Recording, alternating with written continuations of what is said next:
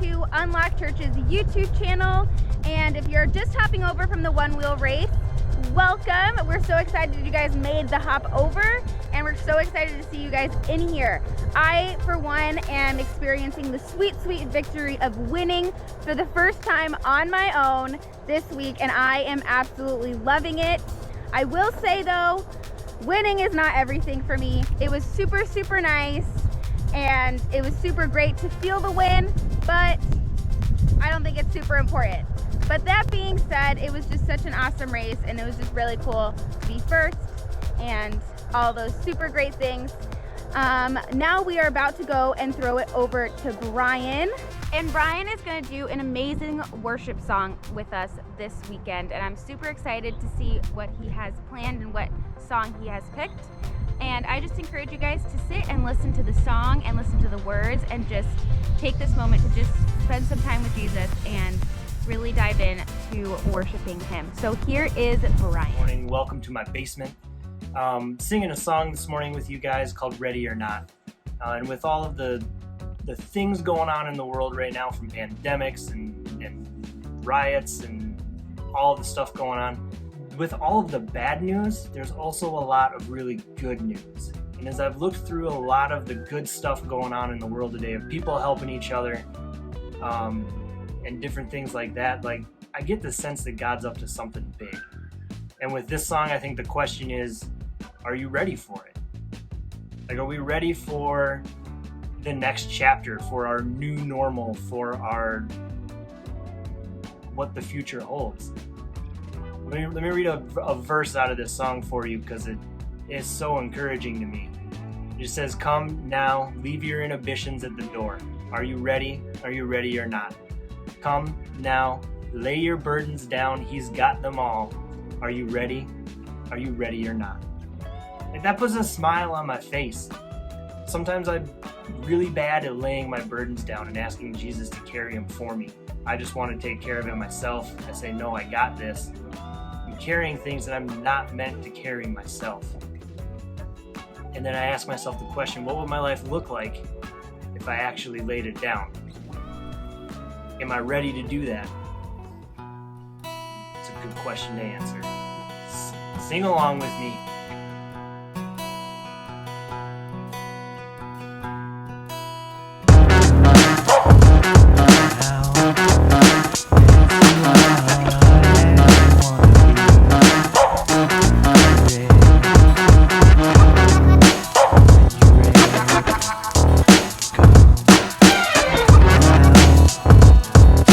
Broken, dead, and empty. Ready or not.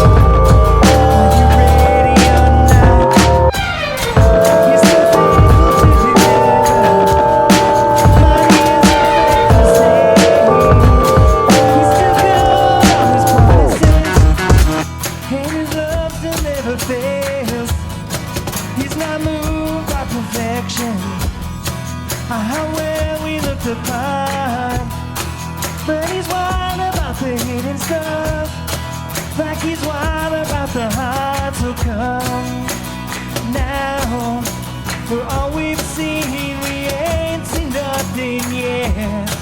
Are you ready? Are you ready?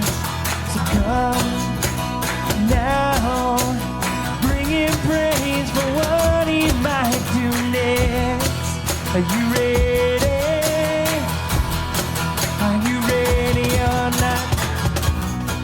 He's already bought our freedom. He's already paid our debt. He's already done the miracle. He's already conquered death. He's the light and salvation. He's a rock solid hope. He's already done enough for us. He's already doing more. He's already seen the ending. He's already seen us through. He's already breaking out in us. He's already on the move. He's already won our battles. He's already paved the way.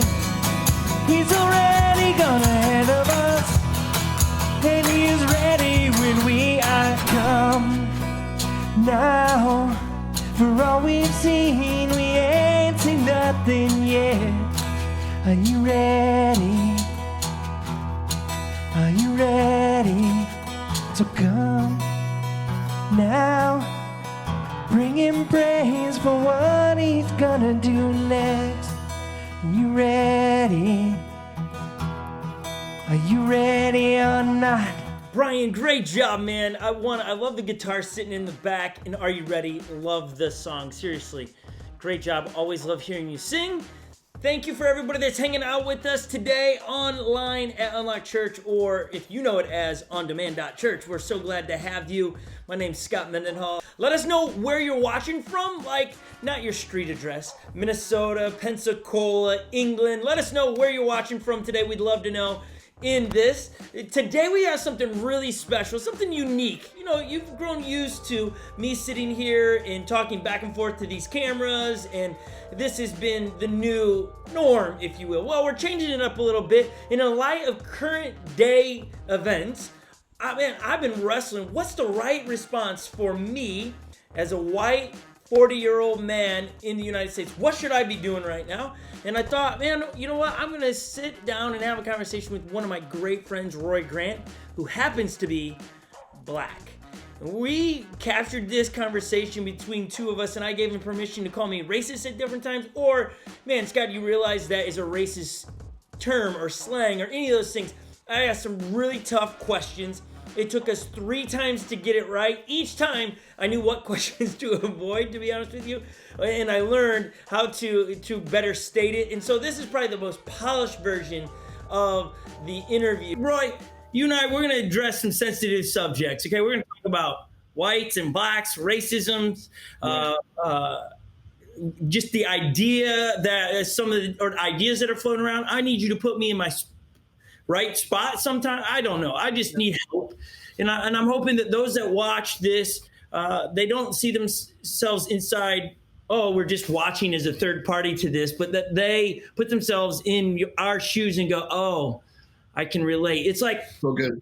when you walk a mile in somebody else's shoes, you realize, oh man, those shoes are worn out. They need new shoes. That's why they walk with the limp, because I put on their shoes and walk with them. Our hopes over the next few moments is to walk in your shoes, a black man's shoes, for a little bit and start going, oh, I see it. Okay, so that's what we're hoping. Okay. So I'm going to start with, if somebody's watching this, they're going to be like, that's an abrasive way to start. And I give you permission to call me out if I use racist terms and I don't even know it. Yeah. So here, the first question is, I am the stereotypical white 40-year-old male that lived a privileged life. When I even say it like that, do you see it like that? Or is that just somebody, when I say somebody, I don't know who the somebody is, right? But is that like Western culture twisting something? Or do you really think, yeah, man, there is privilege to be white versus black?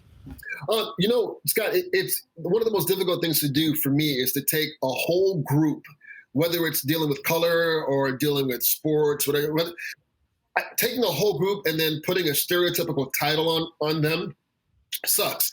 I wouldn't want anybody to do that for me. But, over the last few weeks, so much has been said. And so for me, I have to sit down and kind of dissect some of that before I go ahead and wave a flag or run through a crowd and say, this is what I'm for, this is what I'm not for. One of the things that I'm working through right now in my own heart is this whole mindset of white privilege. Some of it I understand, some of it I don't. The stuff that I do understand would stem from times in my life where I have felt that I have been treated or treated insufficiently because of my color, the color of my skin. But and you'll get to know me more as we talk, or your friends will get to know me that, I'm a pretty loving guy. I love everybody, happy-go-lucky. Let's go, level fix the world. And that's how I tend to live. And then over the last few weeks, it's just been a lot of pain and a lot of heartache that I've had to work through and then come to terms with, okay, well, here's where we are right now. How do I break this down for my children? How do I get them to say, hey, this is what's going on? Don't let it steal the joy that you have, but understand you have to be aware of what's happening. Yeah. So, again, I'm aware of what is happening, living just miles from Right. where it all began 2 weeks ago. And I got to re-say that, right? It didn't all begin 2 weeks ago. Right. It's been 400 years. It's been a lifetime, right? Yeah. So, but it got escalated to It got close to your home. It got really close to your home. Yeah.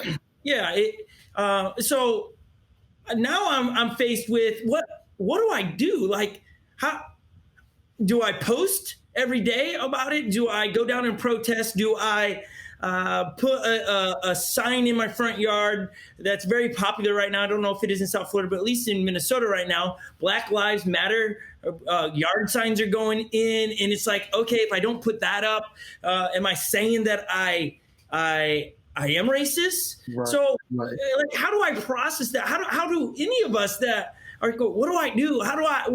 So I guess I go, I'm giving you permission to tell me, Roy, what to do. Yeah. Well, Scott, that you and I we always bring things back to the word. At least that's where I'd like to start. Then we kind of break it down to what we think or experience or people that we've dealt with. James 4. Oh, please quote me on this later. James 4 says that if you know the good that you ought to do and you don't do it, then you're in sin. Well, there's a lot of good to be done. Now, we're still trying to process and figure out what that good is. You said a moment ago about if you don't put Black Lives Matter, or if you're putting up but all lives matter. Scott, as a Black man, a few months ago, I was wrestling with the mindset of, yes, I agree, I understand about Black Lives Matter, but man, I got white brothers, I got Spanish brothers, I got Asian brothers, I got, what I'm saying? It should be all lives matters. Now, today, over the last 2 weeks, where it has become quite vocal, there's been a passion that you've felt, you've experienced, you've seen. The understanding of Black Lives Matter to me means more today to me than it did before. If I look at it in biblical terms, Jesus talks about the 99 sheep.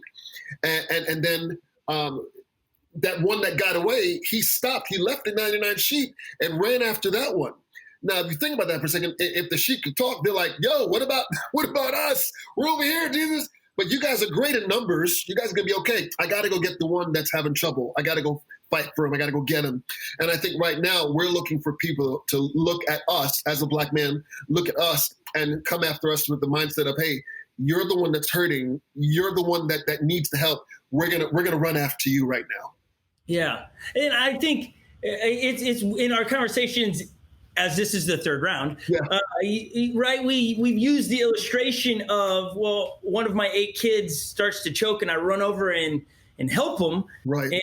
And I loved how you said it. I think on the second version, you turned your back to me and you were like, all your wife can see is the feet hanging and they think that you're playing with your daughter, but she's actually choking. And Holly goes, hey, all the kids matter. Why don't you play with them all? And it's like, well, no, this is the one that needs it. Right. And that's where, right? That's what with Black Lives Matter right now is because Black people who are hurting right now. Right. Right. So that's why they matter. Like they've always mattered. Right.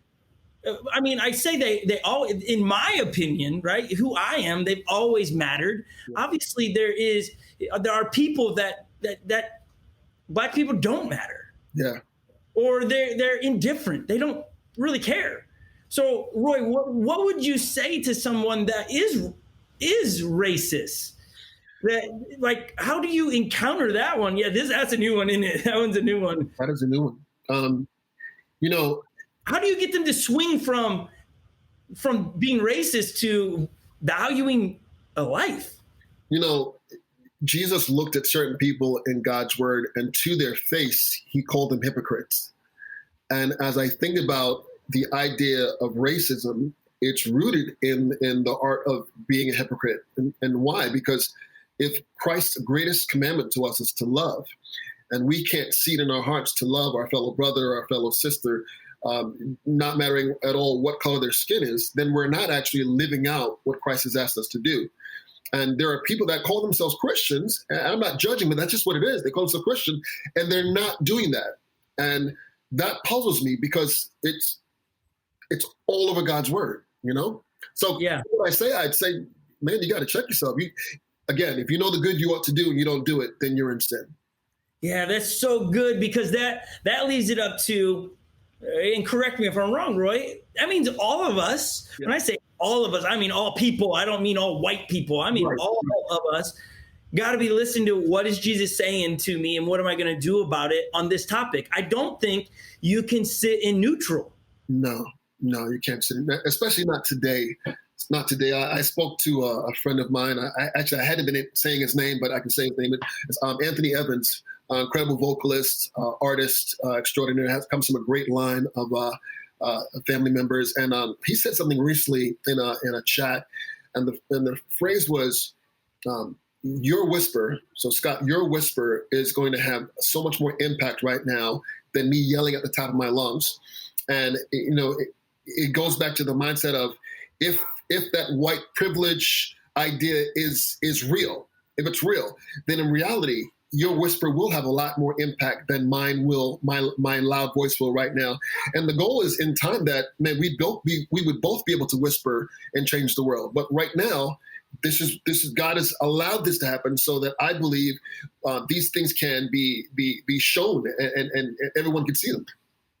Yeah, I guess I sitting here in Minnesota, I struggle with, like, what do I do? I know I need to do something. I have all these options. I've got people telling me, man, Scott, you're not posting enough on Instagram or Twitter, so therefore you're racist. Mm-hmm. Or you're still creating one-wheel videos and you're not down protesting every day, so you're racist because you don't do that. You're racist because you don't take your kids down and bring them into the protest. You're racist because you and they just go on. I mean, I could just continue. And so all of a sudden I feel this tension.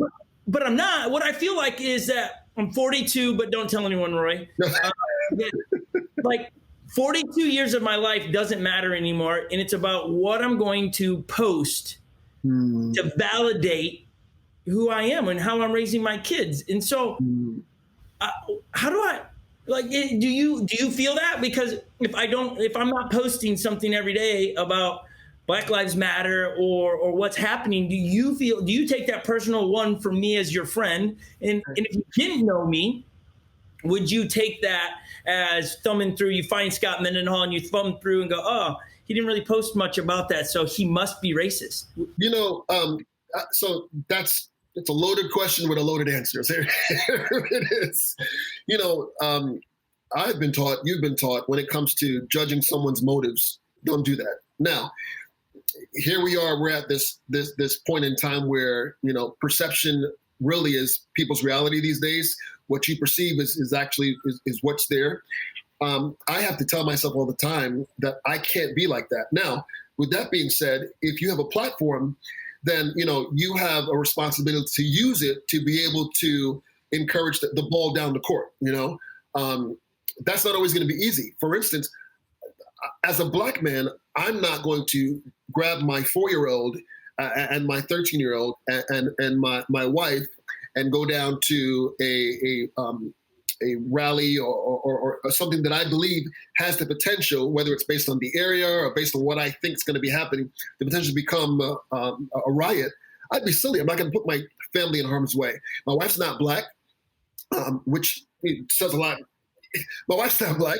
So that the mindset of me putting my family in danger during a situation like that would be silly on my part. Can I go? Sure. As the man of the house, yes, no problem.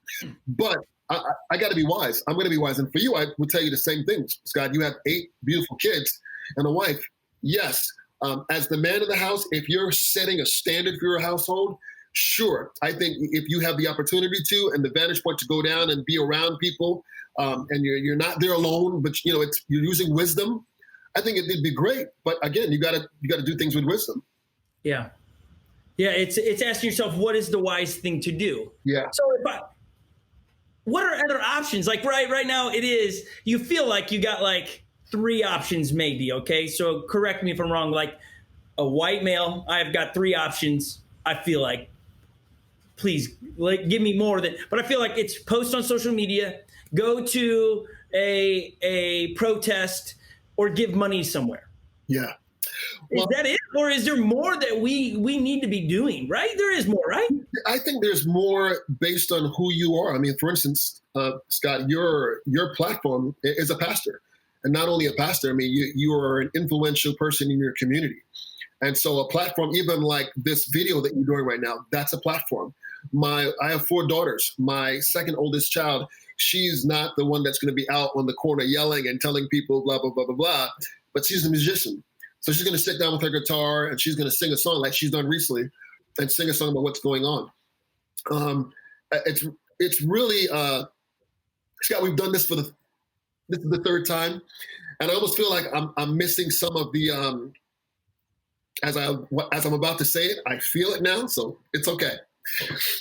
I kind of want to tell a little bit of my story first, because I think people can just see us as friends and not know that there's a little bit of a backstory. For me, Scott, one of my second dealings with people that don't look like me that would have allowed me to feel negative towards them in the future, like today, was an opportunity I had when my oldest daughter, who's now 20-something years old, was born. I used to be part of an entertainment company, and we would rent fancy cars on the weekend. And if I had a big crew with me, I'd rent a big SUV. And one weekend I rented a big SUV, brand new, no tinted windows, just a beautiful car. And I'm getting off on Broad Boulevard. And as I'm getting off, a bunch of cops came out of nowhere. And I'd love to say it was just a bunch of cops, but it was a bunch of white cops that came out of nowhere. And 5 of them, they all got me to stop. They all had their guns out, and they're pointing their guns at me. And they can see me in the car. I don't know why they didn't see I had a child. Didn't matter. I got out the car. Guys, I have a baby in the car. I have a baby in the car. Please, get down on the ground. Get down on the ground. Get down. I'm down on the ground, and all I can think of, I'm about to get shot. This is ridiculous. I'm crying. My hands are behind my back. About half an hour later, I find out that the car that I'd rented was reported stolen, I guess, months ago. And when the company that I rented it from got it back, they never reported it as returned. And so, here I am now. I'm driving home. And that was like the second time that something like that had happened in my life, where now here's this stamp on my mind and in my heart that should make me feel like, man, I got to hate that white person. I got to hate that white person.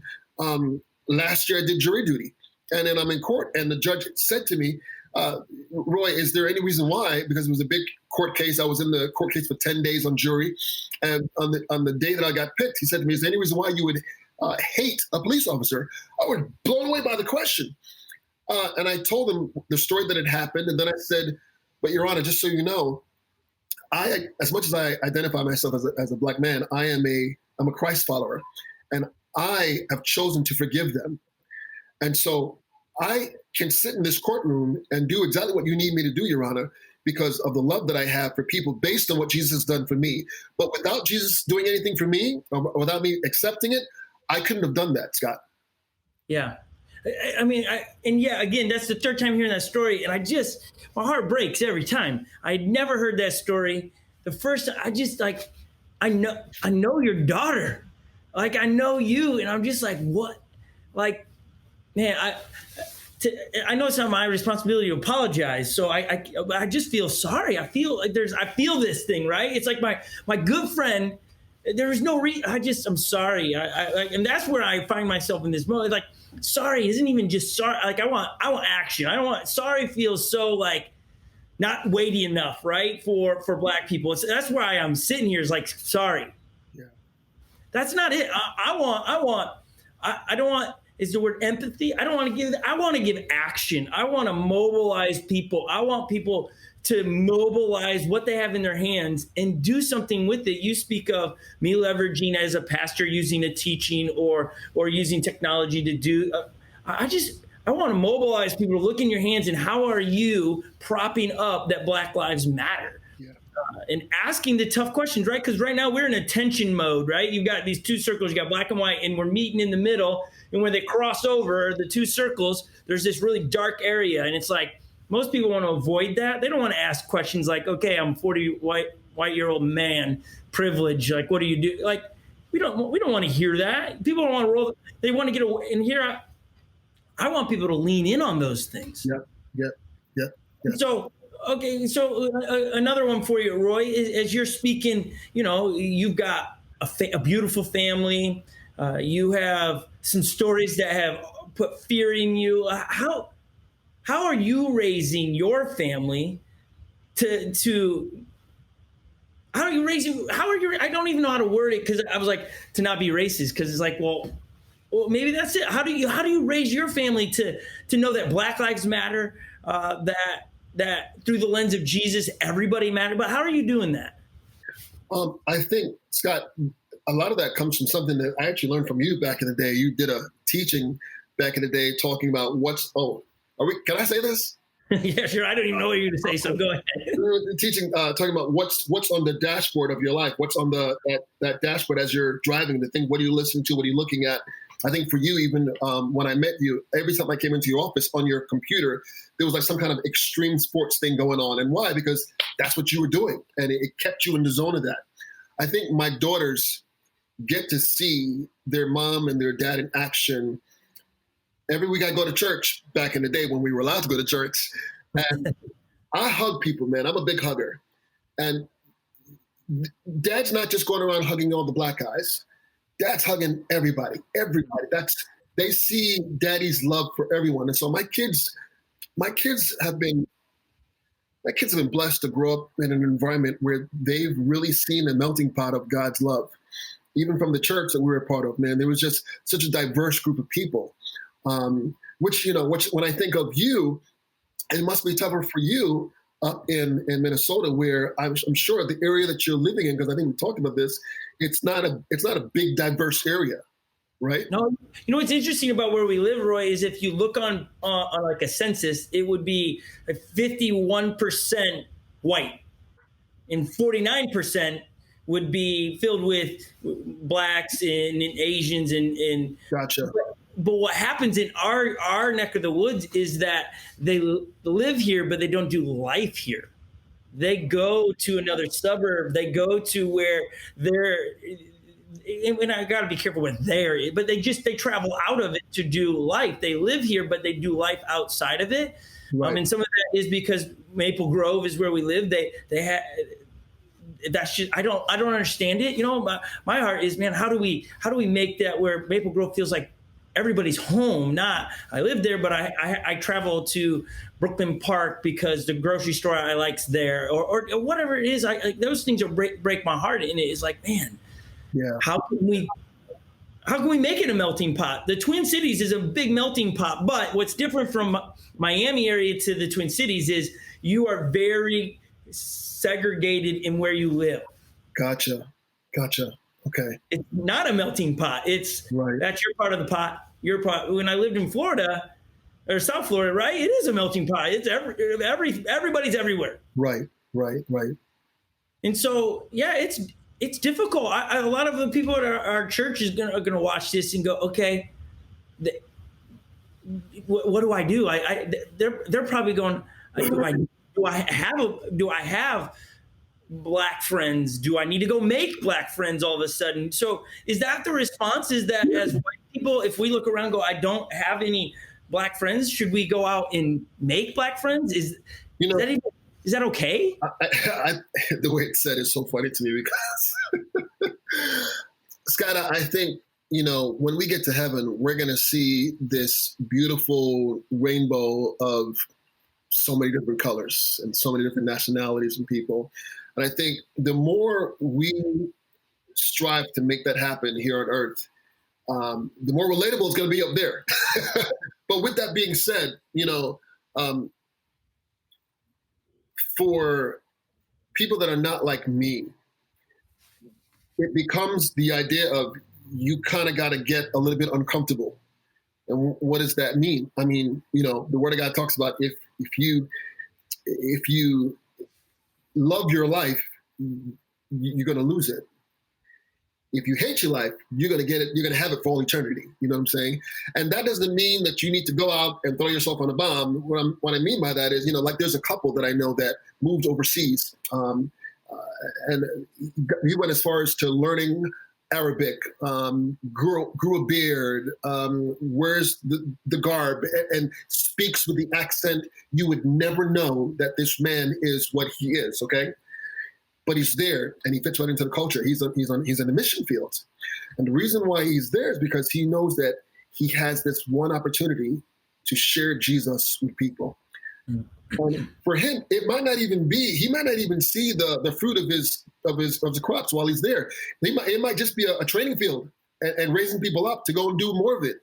But every single day he's putting his neck out on the line, and it's anybody that finds him out, they're going to kill him. They'll kill him, they'll kill his family. So when I look at that, how important is this situation right now to the people that are not like me?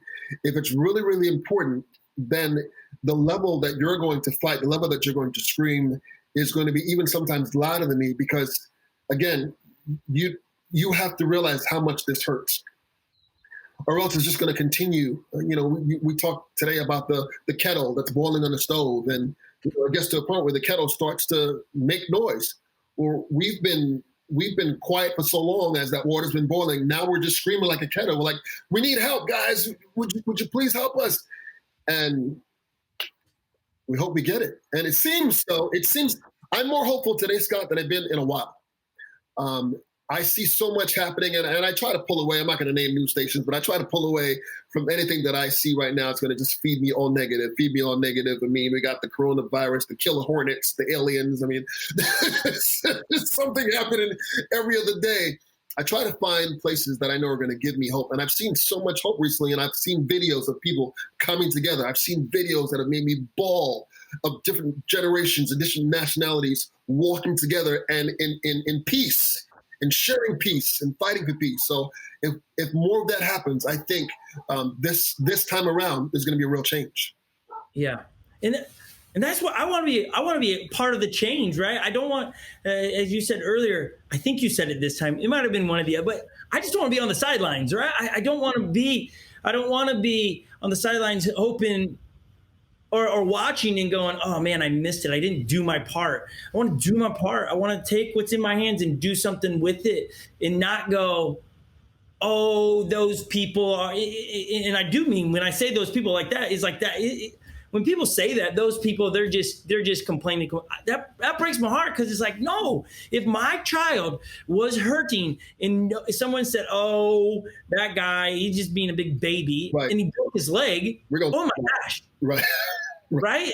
And I learned that early on with Legend. We were in South Florida. We took him to a park, and he went down the slide, and it has rained. And I was like, oh man, Legend, this is going to be so fast. You're going to love it. And so he shoots down the twisty slide and shoots off the slide onto the ground. And he starts crying. He's like, oh, my shoulder. And I'm like, oh, get up. Don't be a pans. And he's like, oh, my shoulder. And Holly shows it. She's like, look at it. It's like really swollen. And I'm grabbing his collarbone. I'm like, it doesn't feel broken. I'm like, just put the guy to bed. He'll be fine. So we put him to bed, wakes up the next day, and it's black and blue. And I'm feeling, he's like, I'm like, maybe we should take him in just so, we're not that parent that like his Right. take him in. And the dude had a broken collarbone and I'm calling him a pans and I'm touching it and all this stuff. And it was like, that's what I correlate to what's happening in the world, is that you have a lot of my great friends that are saying help. Wow. There's a lot of people out there saying, oh, don't be a pans. Wow. Don't be, and they're really hurting. And that's the heart of this, is that I see a group of people really hurting and I don't want to miss it. I don't want to, for you, Roy, or for Kayla or Nikki, I want them to know that I'm trying, I'm doing something, and not for you to pat me on the back and say, good boy, Scott, but that it would be communicated in love, and that those that are watching here, that they do something, that their friends that are Black or just know that, hey, I see you. Right. I see you. Yeah. I think when it comes to even to this situations that we're dealing with now, one of the things that hurts me the most is my friends that overpost the mindset that Blue Lives Matter. Of course, Blue Lives Matter. It'd be dumb if they didn't matter. If somebody breaks in my house or whatever, I'm calling the cops. I'm not, you know what I'm saying? It's, of course they matter. This is just an opportunity right now that we're saying, guys, we need help. Everybody matters. But again, just like we said earlier, with that one child that's choking, you're going to focus your attention on the one child. We're that one child right now, asking somebody to jump in and help us. And again, like I said earlier, your whisper is going to be so much louder than my yell. So. Yeah. So as you say, Blue Lives Matter, just in case anyone's like, what does that mean? You're referring to policemen, right? Absolutely. Yeah. Absolutely. Of course they do. And they do. And I do think that everybody's got to be careful that Black people are hurting right now. Right. And in the process of fixing that, you don't want to turn around and hurt another group of people. Right. Because the saying is, hurting people hurt people. Yes. And so I'm watching that as well. It's like, now all of a sudden I'm pulled, okay, I want to help both. Right. Not that police are any in danger. I mean, they're losing jobs and things of that nature, and that's all. And I don't even know what I'm trying to say there. I want to be careful that I'm not like. I get it. Yeah, I'm trying to finish the thought there, but no, Black Lives Matter. That's the problem. Right. Now, trying to fix that is like, well, we'll just eliminate something else, but you create a divide, and you create, instead of going a bit what you said before. It's the verse that you are quick to listen. Yeah. And slow to speak. Right. And I just feel like when I see reactions like that, I feel like the reactions and not responses. They're not listening. They're just reacting. This will stop this. This will stop riots. This will stop that. Right. And they're not authentic responses. And so, Roy, as we start to land the plane here, in you and I, in our youth pastor children's ministry experience, where are you going, right? These two things, this is how you do it. So those that are watching, you should do it with us. You should be quick to listen, slow to speak. Right. Yeah. They need to memorize that, because that's what it's been a couple weeks since this has all transpired, and I'm trying to be, what is the wise thing to do, that I communicate love to everyone, I don't hurt someone. Because, man, what's breaking my heart, as well as people are posting with all the intentions in the world of like, oh, Black Lives Matter, then they get ripped because they said it the wrong way. And it's like, that's scary too. It's like, I don't want my words twisted. That's why I love this. I'm much better at the spoken word than I am writing it. Yeah. And so in the heart of being quick to listen and slow to speak, I want to give you a few moments to speak to a primarily white audience, and to me, saying, hey, what is it that we need to be doing? What is our response that would communicate that we believe wholeheartedly that Black Lives Matter, and we're not doing it just because we want to look good? Well, I think, Scott, what it boils down to in the end is, yes, we have to be quick to listen. Yes, we have to be slow to speak. But then there's a third part of that verse that says that we have to be slow to become angry. And it's always blown me away as I read that, because it says that we will have an opportunity to actually be angry, slow to become angry. And my prayer is that that anger would well up in a sense of righteous anger that will lead to this change of mindsets, change of perception, change of viewpoints, change of how we see each other, and give people a push towards saying, listen, Black lives do matter. White lives do matter. Asian lives do matter. And we can go on and go on and go on. But the ones that are actually hurting right now, the ones that have been dealing with this, that literally have been dealing with this for over 400 years, these are our Black brothers and sisters, and we have to do everything in our power to help them. What does that mean? You may be able to ask that question to somebody else that's not me and get a completely different answer. But again, that's when we become quick to listen and then slow to speak. If we can practice that over and over and over again, I think sometime within that practice session, we always get to a point where there's righteous anger at the end, and then we respond with the mindset of, guys, we're going to do this together. We're going to push. We're going to help. And then in the end, we're going to all make this happen. Yeah, that's so good. Okay, so I'm sure people are like, well, how did Scott and Roy end up here doing this chat? It was really, I responded to a teaching of mine from last week. I said, hey, this week, reach out. When somebody's name pops in your head, reach out to them and encourage them. And your name popped in my head. And I just said a voice memo to you, Roy, man, just thinking of you. Love you, bro. I hope you're doing fabulous. And then you sent back a memo, and I just to hear your voice is like floods of memories. And then I sent one back, and then you upped it again and go, hey, I'm going to hit you up with a your very own YouTube video, Scott, for 5 minutes. And I was like, dang, this dude upped the ante. And then I was like, all right, hold on. We need to sit down and have this conversation, because I got a lot of questions. And it all just came out of me, one, listening to what Jesus was saying just to encourage you. Yeah. That's how we're sitting here, yeah. is because I just listened to a nudge, and it's fun to hear you throughout this theme is, guys, it's not what Roy's telling you to do. It's what is Jesus saying you to do on this. And yes, love is, yeah, that's it, man. That's a filter. But love also is an action, right? Jesus didn't just say, I love you. He did something about it. Right. He died and rose again. So we can post all day long we want. Hey, but there's got to be some actions. Yeah. And I want to mobilize us as, and when I say us, I mean the church, the big church, the church in the world, to do something, to love with action. And so I guess I'm coming to you now with, okay, let's play it out that we got people listening and go, man, I have Black friends, but I don't know what to say to them. So I haven't reached out to them. Do you think, again, I know this is just your opinion, do you think that their Black friends are offended that their white friends aren't reaching out to them? Do you think that we need to be reaching out to, or does it feel like all of a sudden it's a charity case where you're just doing that because, right? Yeah. So there's a tension. So help me or them walk through that.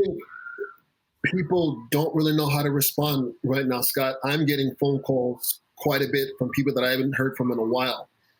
And part of it, there's an excitement, want to hear the voice. The other part of it is like, man, like we're waiting till now to call me. But I always quickly transition my heart back to, but they're trying. You know what I'm saying? And a lot of people just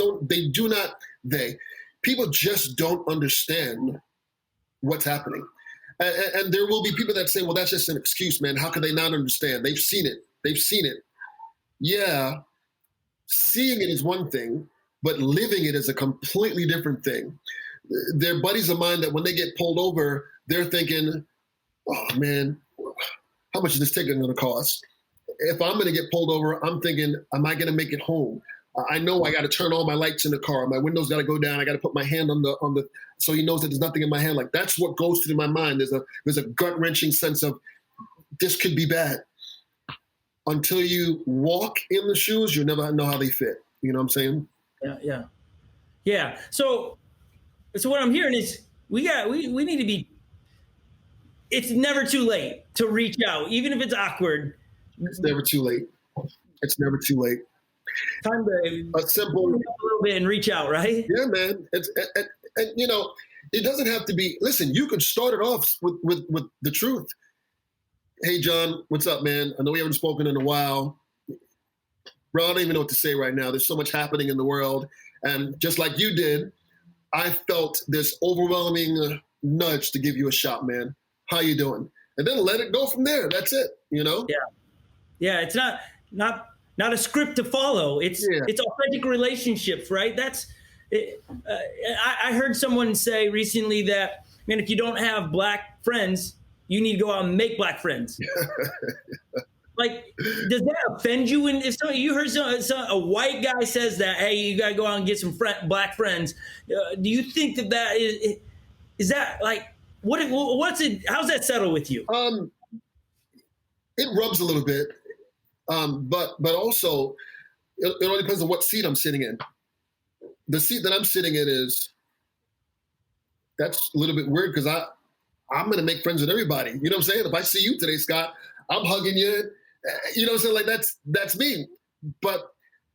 And then you can't fault everybody because there are going to be some people. Like there are going to be some black guys that have only been brought up around black people. They've been to black church. That's all they know. There are going to be some white guys that have been only brought up around white people. They go to a all white church, et cetera, et cetera. So I think with every person, it's going to be different, man. The only thing that's going to connect us all is this love of Christ. Yeah. It's the only thing. Everything else is up for grabs. There's nothing else. Jesus is the same today, yesterday, tomorrow. But you and I, we're going to go through changes and blah, blah, blah, and whatever. Yeah. No, that's so good. It's good. I'm so grateful that God took me on a journey of moving from Central Illinois to South Florida, because Central Illinois, I live in the middle of cornfields, right? It's like, well, there aren't that many people, and I'm pretty sure all of them were white. And so to move to South Florida, to be around what we were saying earlier, melting pot, and now my phone is filled with some really genuine close friends that are black and are other diverse backgrounds, which I love. Right. And so I'm grateful for that. I'm grateful for that experience, but not everybody's gotten or gets that experience. It's just taking advantage of every opportunity to be Jesus to everyone. Yeah. And you know, what I don't want people to do is to watch this and then leave feeling defeated. Like, oh yeah, I know I don't have any black friends, or I know I don't have any white friends. It's not about leaving feeling defeated. It's what is your next step going to be? You know, and the next step is you start small, man. It's just one step at a time. You're not going to go out, stand on the street corner. I need some black friends. Come on, let's go. You know, you're going to have a problem. But, but I mean, one step at a time, man. I think that's really what it boils down to, and showing Christ's love. So especially as a Christ follower, Christ follower. Roy, I thank you for your time, man. I thank you that you've done this 3 times. I hope third time. What is it? What's the saying? Third time charm? Third time charm. Yeah. Yeah. Let's hope so. And I love how each one of them, you and I only know that they're so different, right? The last one. And, I thank you for your time, your transparency. I thank you that you said yes when we offered you many years ago to be the children's director, and Sheila, your wife, to be the preschool. I just thank you. You guys are a duo it's a force to be reckoned with. And that you allowed me to be the youth pastor of your 2 older daughters. And and I'm sure you feel the same way. It's like, yeah, his family is so much larger now, and I only know 2 of them really well. No. 8 kids. When you said that yesterday, I went, man, I didn't realize he actually had 8. I thought it was 6, but it's 8. This man has 8 kids. Yeah.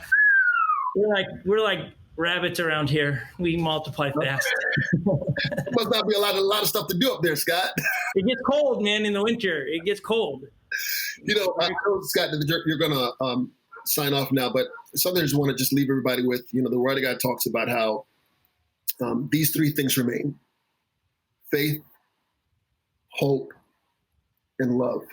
And then he says that the greatest of all these things, even bigger than faith, bigger than hope is love. And if people can just embrace love, risk everything for love, this world's going to change, and we're going to have some great stories to tell our children in the future. So. Yeah, and it can't just be hearts and flowers. It's action. There's got to be an action, and that's what today's about, is mobilizing everyone to do something, to post, to go protest, to say hello, befriend in an authentic way someone that is Black, to say, hey, just recognizing where everyone's at. I just run, literally did a 4-mile run right before this, and I just made it the last 2 weeks. I'm saying hello to everyone. I'm not singling out one race, but I'm like, hey, everybody needs to feel this love, and I'm not going to I'm going to do it to everybody. I'm going to make sure I'm saying hi, head up, looking at them, and spreading the love, because I know Jesus. You know, Scott, the first attribute of love, Paul talks about it, is patience. And just you know, as people are going about this, remember that people like me are on edge right now. There's an edginess. So have patience. You know, you're going to come up to some people and say something, and they're going to look at you like you're crazy. Like, what are you talking about? Have patience. That's good. Do it again in the future. That wall will break down, I promise you. But just have patience right now. Yeah, it's walking the mile in their shoes, and you realize those shoes are wore out. Yeah. So, and then it's see a need, meet a need, recognize the need. Yeah. It might not be befriending them. It might just be an eye contact and saying hi. Right. Yeah. I can go on, Roy. I think on the second one we had you pray, and I loved it. The first one, I think I prayed. What we should do on the third one is we just pray at the exact same time, but that'd just be really messy. So we won't do that. But I would love it if you would pray for everyone that's watching or listening to this, right? We don't have any idea who's going to listen to this, and I hope they're not offended, because the heart of this is not to offend anyone. It's to really have an authentic, genuine conversation. Absolutely. Man, let me pray. Yep. Thank you so much for the opportunity. God, I just come before you right now. You are worthy of all praise, God. You should be exalted. And Father, I just thank you so much for how much you love us, God, how much you loved us so much that you would send your son to earth to die for me and for every single person here, God, so that we could be together with him and you in eternity. Father, right now I pray for my friend Scott. I pray for the church that he leads, God. God, I pray for his attendees. I pray for his followers. I pray for the influence that you have in his life through other people, God. God, I pray right now that you would move in such a powerful way that hearts would be moved, but move towards action. God, I pray that you would be with every person that's listening to the sound of our voices, that you would help them to wrestle, God, in their spirits. How do I become more like your son? God, thank you for such an opportunity like this, that we can simply share together as a Black man, white man, but Father, overall, identifying as children of the Most High, and be able to bring you glory, Father. We love you. Thank you so much for this time. And I pray this all in your son's name. Amen. Amen. Roy, thank you, man. We were praying there. One, I was praying that this recorded. Two, I was just going through all the different fun and learning opportunities you and I have had together. Yeah. Who knew that, 5-10 years later, we'd be sitting here talking about this? Because we never even had one conversation about race or anything. It was just like, nope, never. We never had to. It was just like, never had to. You loved my daughters. We loved your family. That was it. Yeah, I said this to you earlier, but I want to make sure everybody knows it. Kayla, your oldest, babysat Icon when she was a wee little newborn, and for the next couple of years babysat her. And Icon has your daughter's personality, the love of drama, the acting and the singing, and I hope she is as talented as your daughter. But I just thank you that you allowed your daughter to babysit my kids and to pour into them. That my little Icon is better for knowing your daughter and your family. So thank you. You could have said no, that family's crazy. You don't need yes. I thank you, man. I thank you. It's been an honor. It's a genuine honor to be part of your family's life. Brother, the feeling is beyond mutual. So, and you got to stop this because I already start tearing up. So. Yeah, I know. So we're gonna end it here in a second. But for those that want to see the first recording, we only have the audio. So we're gonna post that on my YouTube channel this week during a ride along Minnesota on downtown on One Wheels. It's gonna be a 42-minute ride, and you'll get to hear where Roy. I'm gonna put him on the bus a little bit here. He tears up, I think, 3 times in it. It was super emotional. That one devastated me that we didn't get it on video, but we wouldn't. I think God wanted us to do what we're gonna do and put it on my other YouTube channel and share that story with One Wheel riders. Yeah. So that's where that one will be. That's good. Well, man, this is a great honor, man. Thank you so much. Thank you, man. Have a great evening. Whew! That was some heavy stuff in there, some fun stuff. Man, just to hear a great friend of mine share some of his stories, I had no idea was happening. I hope you guys enjoyed that. I look forward to being able to show this week the original one, the uncut, the raw version where he's crying, and it's worth a watch. We'll cover some of the material that we did in this one, but it's a lot of newer stuff that we didn't cover just as the evolution of these interviews went, or the conversation went. So, I hope Jesus spoke to you. It's pretty fun to be able to do that. I know it wasn't our standard it was something different, so I hope you enjoyed it. Let's turn it over to Joey, who's wearing his polo Adidas shirt outside a bank. Joey, please do tell us, why are you outside a bank? You might be wondering why the heck I'm at a bank. Because us, in this Western culture, where do we store our treasures? Most of us store it in a bank. And it makes us feel secure. We put it in our 401k so we can save for retirement. Okay, I'm not saying that stuff is bad. Trust me, I do that as well. But I am saying that we shouldn't put our faith in the bank, but we should put our faith in Jesus and trust Him with our resources and things like that. And so let's give a portion back to Him because that's where it came from in the first place. Jesus is the one that gave us that money, and so let's give a portion of it back to Him, and then we can be smart with our money and put it in a bank. But where are you putting your treasure? Because you don't know how many days you have on this earth. Tomorrow you could be dead, and then what's that money there for? So I think that's just very important. And then you might be wondering, well, what are you trying to tell me? Like I'm worried. Like, what? I'm worried. And so I'm going to read from Matthew chapter 6, 30 through 33, and I think it does such a good job explaining about worry. If that is how God clothes the grass of the field, which is here today and tomorrow is thrown into the fire, will He not much more clothe you, you of little faith? So do not worry, saying, what shall we eat, or what shall we drink, or what shall we wear? For the pagans run after all these things, and your heavenly Father knows that you need them. But seek first His kingdom and His righteousness, and all these things will be given to you as well. So what he's saying in that last verse, but seek first His kingdom and all these things will be given to you. Is God the most important thing in your life? Or is money the most important thing in your life? Or is it clothes? Or is it your job? What's the most important thing in your life? I think that's a question I'm asking you today, right now. What is most important to you? Because if God is most important to you, then you're gonna do what He says. And He says give a portion. And if it's not, then I think it's just, that's something you need to wrestle with. Maybe Jesus is talking to you right now that, oh man, I never thought about that. I do put my job before my wife, my family, and before God. Like, what is most important? And I think that's a question I want to ask you. But there are a few ways that you can give if you decide to give today. The first option is you can text 77977 and do it that way.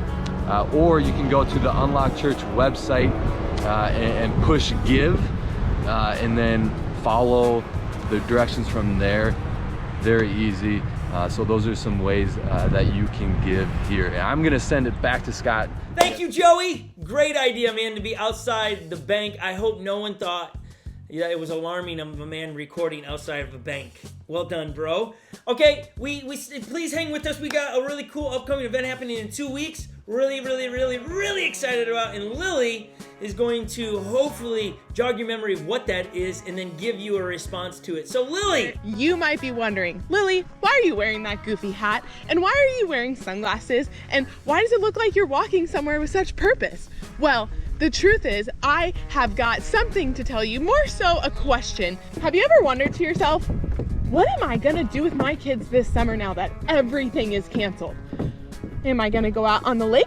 Am I gonna wear a cool hat like Lily's wearing? Well, probably not, because I'm at home with the kids. Well, I have a solution for you. So you might be wondering, what is the solution? Well, I was hoping one of you might tell me in the chat. Just kidding, I have a solution for you, and it is that Unlock Summer Camp is here. It's happening. It's in a box. No, we're not leaving you hanging this year. We are still giving you a chance to go out. Well, maybe not leave the house. That might not be wise because the kids will still be home, but to give you a chance to do some other things you might have been hoping to do. No, seriously. This is big news, people, and I have to tell you about it because this is going to be the best week of your kids' lives. And if you don't sign them up, then how can they experience what we've planned for them weeks on end, getting ready to take the best week of their lives into your homes? You need to know it, and I'm going to tell you all about it right now, and then you're going to sign your kids up right after this. Okay, no, for real. I got to get serious with you all here. If you have not signed your kids up for Unlock Summer Camp yet, I'm telling you, I'm showing you, it is going to be awesome. Let me just show. No, I can't do. Well, what if I just, no, I'm not gonna do it. No, I'm not gonna do it. No, I can't show you. But seriously, come on, don't you wanna, kids, if you hear my voice, pay attention now. Don't you want this? Doesn't it look nice and shiny? Don't you want to just color that? I mean, seriously, we have some amazing things planned for you. June 22nd through the 26th, it's gonna be from 10 a.m. to 12 p.m. You're gonna get on teams, just like normal. You're gonna get an awesome buff. I can't tell you all that you're gonna get, but you're gonna get the most epic week of your life, and you need to sign up. Guess what else you have a chance to get? Your very own One Wheel. No joke, for real. You want in on this, okay? We'll get you a box. All you gotta do is sign up. It's absolutely free. If you've already signed up, share with your friends, your families, your neighbors, people you've run into with a mask on. I don't know. Just invite all the people. Seriously. There's stuff in here. For real. We're ready for you. June 26th through June 22nd through the 26th. Get signed up. We want to see you. It's going to be awesome. Head over to unlocksummercamp.com to see all the details. Seriously, you guys, please sign up. I mean, I'll get real with you one more time. Please sign up. I want to see you. And it might be different, but that's an opportunity for it to be awesome. Okay, so get signed up and we'll see you there. Scott, take it over because maybe I'm just getting a little bit pressuring now at this point. Okay, we'll see you at Unlock Summer Camp, guys. Have an awesome Sunday. Bye. Thank you, Lily. Thank you, Brian. Thank you, Joey. Thank you, Kristen, and everyone that made it a great Sunday. It's been a pleasure to hang with you. Next week, we got a special treat for you. I believe it's next week. We will be live. That's right. You heard me right. We are going to be live next week at this time. We're going to test out what we're going to do for camp with you using live footage. So next week, remember, I'm going to be live. I'm going to be trying to teach and read your comments at the same time. Let's see if a man with an ADD habit can figure it out. This is a great one to share with everyone. This is a great way to spread the good news and what to do in a topic between blacks and whites and racism and non-racism and all of those things. So would you share it with somebody today? Let's spread this and may it help people understand what their steps are and what they should be doing in such a time as this. Thank you guys. Love every one of you, and we will see you next week. Bye now.